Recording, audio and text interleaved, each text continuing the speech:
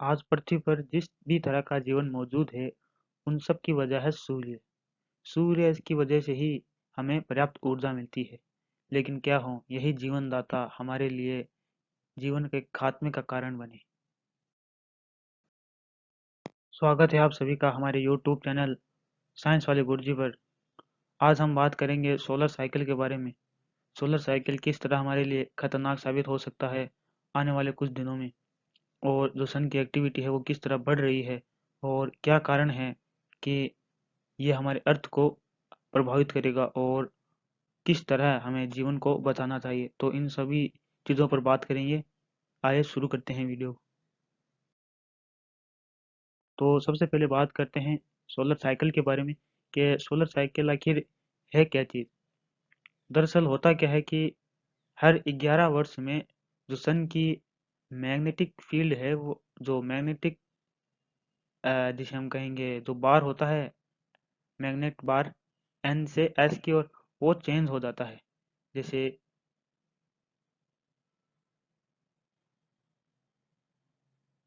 जैसे मान लीजिए ये हमारा माफ़ कीजिएगा,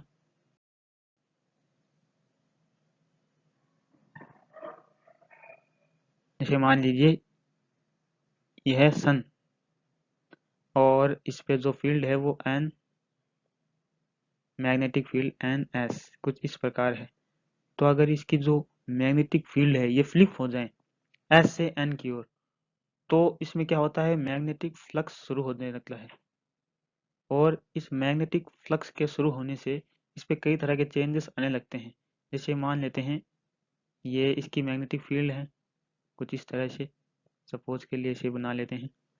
ठीक है, तो ये मैग्नेटिक फील्ड जो है सन के चारों ओर अंतरिक्ष में बिखरी हुई रहती हैं। क्योंकि इसमें चार्ज पार्टिकल होता है, प्लाज्मा होता है, तो इसकी वजह से इसमें मैग्नेटिक फील्ड जो है वो बनती रहती है। और हर 11 वर्ष में इसकी मैग्नेटिक फील्ड जो मैग्नेट बार है ये फ्लिप हो जाता है। ये अभी एन ऊपर है, एस नीचे, लेकिन फिर क्या होगा, एस ऊपर और एन नीचे। ठीक है, तो जब भी ये होता है तो उससे क्या होता है, मैग्नेटिक फ्लक्स जनरेट होता है। और मैग्नेटिक फ्लक्स में जो फ्लक्चुएशन होती है उसकी वजह से क्या होता है, जो जो प्लाज्मा है वो बाहर की ओर पुश करता है और इवेपोरेट हो जाता है। तभी तो सनस्पॉट जैसी चीज बनती है। तो उससे क्या होता है कि अंतरिक्ष में प्लाज्मा चार्ज पार्टिकल वगैरह छितरा जाते हैं, और छितराने के पश्चात उनकी अपनी एक वो जो चार्ज पार्टिकल है उनकी अपनी मैग्नेटिक फील्ड बन जाती है। क्योंकि हर चार्ज पार्टिकल, मूविंग पार्टिकल जो है वो मैग्नेटिक फील्ड क्रिएट करता है। तो ये मैग्नेटिक फील्ड फिर बड़ी होती जाती है, ये जो मैग्नेटिक फील्ड है बड़ी होती जाती है। और क्या होता है कि इसको ये गति करती है अपने आगे की ओर। जो भी चीज इसके सामने आती है ये उसके आर पार निकल जाती है। अब अगर अर्थ इसके बीच में आए, इसके रास्ते में अगर कांटा बने, थोड़ा और इसको सही से बना लेते हैं।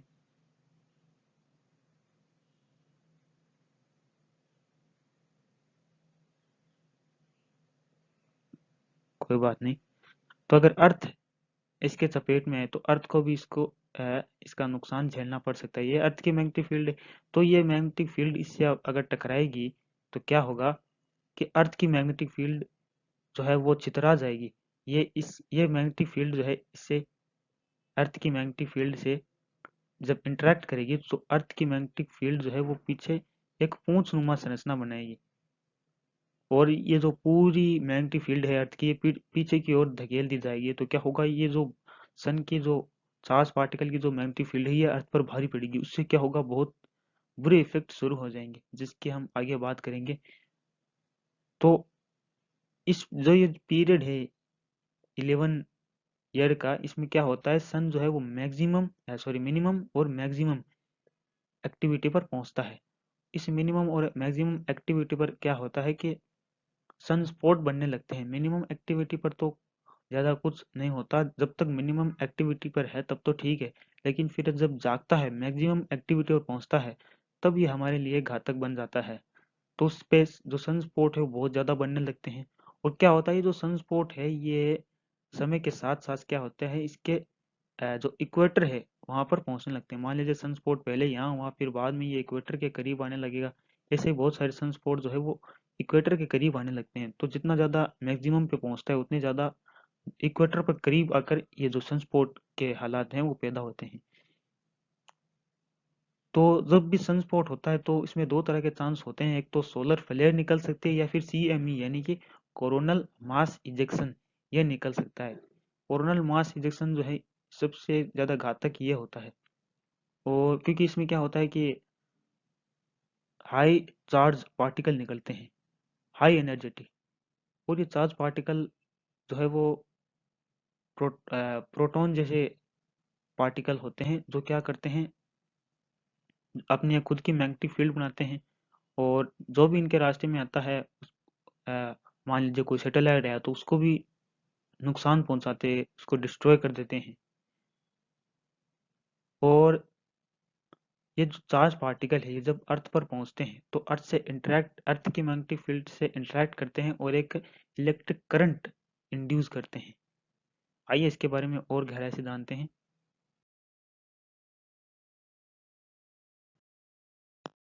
पहले बात करते हैं 1859 की। क्या हुआ कि इस वर्ष धरती से एक बहुत ही पावरफुल सोलर स्टॉर्म टकराया। इस सोलर स्टॉर्म के टकराने से धरती की मैग्नेटिक फील्ड जो है वो कमजोर हो गई, और ठीक उसी उसी तरह पीछे उसकी टेल बन गई। तो क्या हुआ कि जैसे ही चार्ज पार्टिकल धरती के अंदर उन्होंने इंटर्न किया, तो क्या हुआ कि जो नॉर्दर्न लाइट है जो धरती के पोल पर बनती है वो बहुत ही चमकदार और बहुत तेज बनी, इतनी तेज कि लोगों में ये भ्रम फैल गया कि सुबह हो चुकी है, जबकि उस समय रात थी। और उनका उस समय जो कम्युनिकेशन का जो सिस्टम है वो केवल एक ही टेक्निक पे बेस्ड था, तो वो टेक्निक जो है उनकी ठप हो गई। इसके अलावा उस समय लोगों को उतना पता नहीं था, ज्ञान नहीं था सोलर स्टॉर्म का, कि ऐसे हालात भी पैदा होते हैं।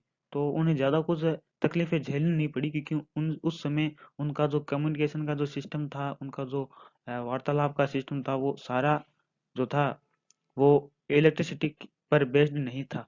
लेकिन उस समय जो वैज्ञानिक थे कैरिंगटन, उन्होंने इसकी जो तीव्रता है वो माप डाली, और उन्हीं के नाम पर आज हम कैरिंगटन इफेक्ट के नाम से इस घटना को जानते हैं।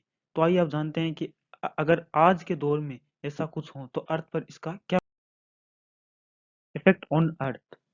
तो जब भी सन पर सोलर जो स्पॉट है वो बनेगा, तो अगर वो अर्थ पर पहुंचे तो उसको कितना समय लगेगा, क्योंकि सन और अर्थ के बीच में दूरी है। तो क्या होगा कि सन से जो सोलर स्पॉट निकलेगा उसको अर्थ पर पहुंचने में लगभग 13 घंटों से 5 दिन का समय जरूर लगेगा।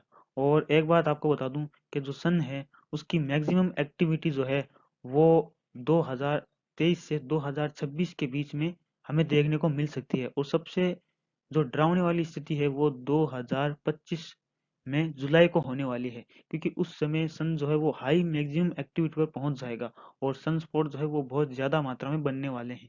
तो जब भी ये जो सन स्पॉट हैं ये अगर धरती को हिट करता है तो उस समय क्या क्या जो परेशानियां हैं वो हमें झेलने को मिल सकती है।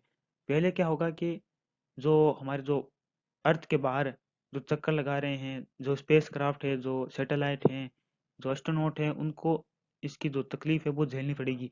क्या होगा कि ये जो हाई चार्ज पार्टिकल है ये क्या करेंगे, सैटेलाइट को तोड़ देंगे, उसको क्रैश कर देंगे, और जो सैटेलाइट का जो नेविगेशन सिस्टम है वो बंद हो जाएगा। हमारे जो जीपीएस हैं, जीपीएस काम करना बंद कर देंगे। जीपीएस जो है वो मैग्नेटिक फील्ड पर आधारित होते हैं। अब मैग्नेटिक फील्ड ही लगभग डिस्ट्रॉय हो चुकी है, वो भी तो जीपीएस सिस्टम भी काम करना बंद कर देगा। नेटवर्क जो है वो भी काम करना बंद कर देगा। इसके अलावा टेम्परेचर जो है वो इंक्रीज होने लगेगा, अर्थ का जो टेम्परेचर है इंक्रीज होने लगेगा। उससे क्या होगा, मौसम में बदलाव आएंगे और अर्थ जो है वो गर्म हो जाएगी।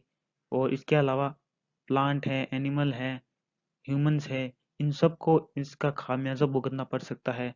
और हम हमारे जैसी जो लिविंग थिंग है उनको कैंसर जैसी समस्याएं हो सकती है, स्किन स्किन डैमेज हो सकती है, या फिर क्या हो सकता है, ये जो चार्ज पार्टिकल है ये हमारी सेल्स में मौजूद डीएनए को भी नुकसान पहुंचा सकते हैं। तो बहुत ही खतरनाक चीज़ हो सकती है ये। और power outage global power outage ये किस प्रकार हो सकता है कि मान लीजिए ये जो अर्थ है अभी जो चित्र में दिखाई दे रही है, अभी इसमें जो सारी लाइटें हैं वो सारी बंद हो जाएं तो कैसा होगा? अर्थ पूरी ब्लैक हो जाएगी, अंधेरा छा जाएगा। तो हो सकता है ऐसी भी परेशानियां हों।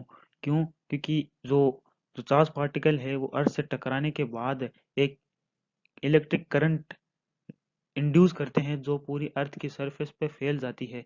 और वो जो जो इंड्यूस हुई इलेक्ट्रिसिटी है वो हमारे जो ट्रांसफॉर्मर हैं उनको बंद कर सकती है या फिर उन्हें डिस्ट्रॉय कर सकती है, उनमें आग लग सकती है। तो इससे क्या होगा कि हमारे जो पावर सप्लाई का जो पूरा सिस्टम है वो ठप हो जाएगा।